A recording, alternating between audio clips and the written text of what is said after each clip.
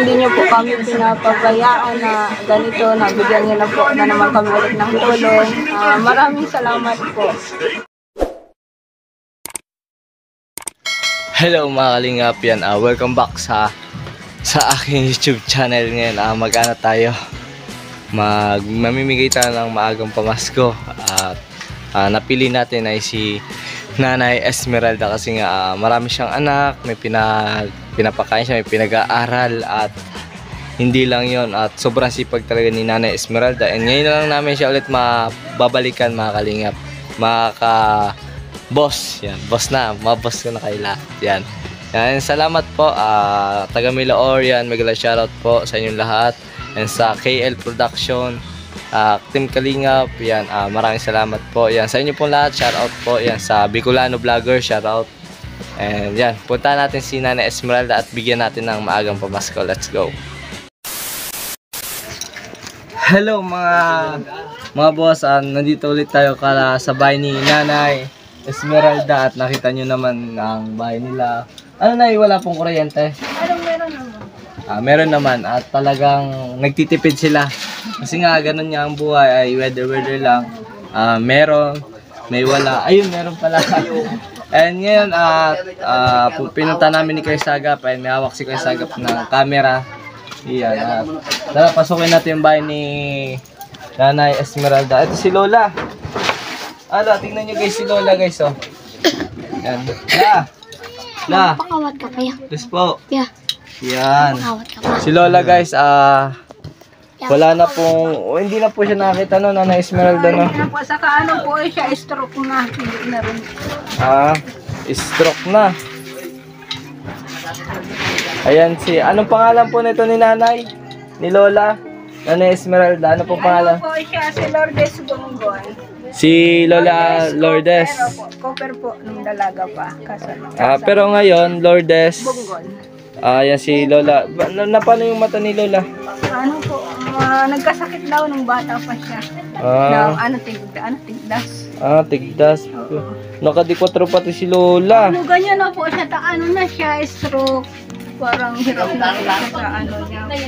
Hindi na siya komportable.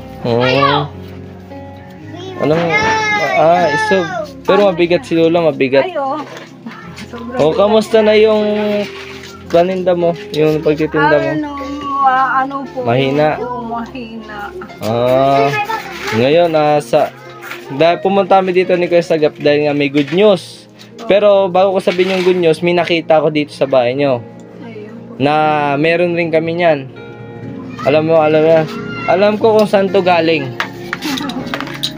Nay, sa Basilica. Basilica. Nagtitinda po kasi yung anak ko doon, yung babae ko, saka yung tita niya. Nagtitinda. Ito guys, pamasko ng Basilica, simbahan Katoliko, at may mga laman to. May laman yung spaghetti. Maagang pamasko. Ang galing ng anak mo, Nay, kasi bata pa 7 years old. Okay. Ba't naman 7 years old? Nag-aaral? Oo, nag-aaral. Bakasyon naman. Mabuti. Ito si Lolo. May pinunta ko lang dito kasi may bibigay ako. Yan, maagang pamasko. Grabe. Maraming salamat po. Ma'am, taga Milaor, thank you very much po dahil kahit hindi kayo nagpapakilala ay talagang porsigido kayo tumulong kay Nanay Esmeralda. Ito, bibigay na natin guys, mga boss. Nay, sana Merry Christmas, maagang pamasko. Yan guys. Yan, may 3 ulo. Yan, pamasko natin kay Nanay Esmeralda. Pandagdag puhunan na rin. To, at syempre, ikaw na bahala kay Lola. Yan, yan mga J-Brad, mga kalingap, mga boss, at ito yung pinunta talaga namin dito ni Kuya Sagap. At maagang pamasko at meron rin si Kuya Sagap ibinigay na maagang pamasko kay Nanay Esmeralda. Ano, Nay? Masaya? Ayun po. Ayos. Ayos na. Ano masabi mo sa kanya, Nanay? Talaga pong papasalamat po ako talaga ng marami. Ganito po, wala pong maayos na hanap buhay at tapos ganyan pa. Nagkaroon kami ng maagang pamasko. Salamat po ng marami sa nagbigay po ng tulong sa inyo po na talaga po hindi nyo po kami pinapabayaan na ganito, nabigyan nyo na po na naman kami ulit ng tulong. Maraming salamat po sa inyo. Salamat po.